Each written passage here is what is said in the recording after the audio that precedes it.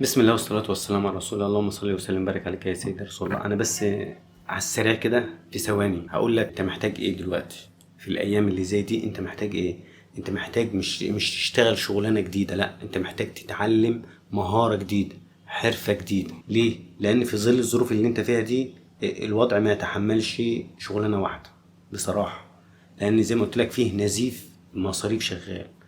ولو انت مالكش بقى في الافيليت ماركتينج والتسويق بالعمولة وشغل النت عموما، انا عندي ليك مهارة وحرفة وصنعة هتجيب معاك من الاخر باذن الله. باذن الله ان شاء الله ربنا هيوفقك فيها وتشتغل احلى شغل. انا مش هقولك انت هتبقى مليونير الصبح، مش هقولك انت هتكسب $500 في نص ساعة وهتعمل وازاي تكسب $1000 في 10 دقايق، $5000 في الشهر، لا انا مش هقولك انت هتبقى كده. بس صدقني الموضوع مربح جدا جدا، ممكن يغنيك عن شغلك. بس ما تسيبش شغلك، ما تسيبش شغلك لما تقف على رجليك الاول في الشغلانه دي.